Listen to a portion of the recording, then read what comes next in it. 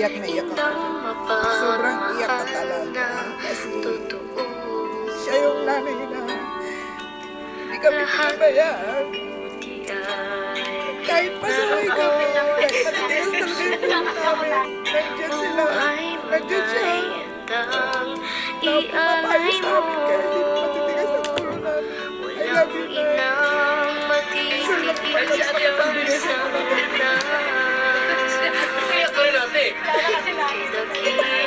Nagbigay ng ano, hanggang sa nanay ko nagdala.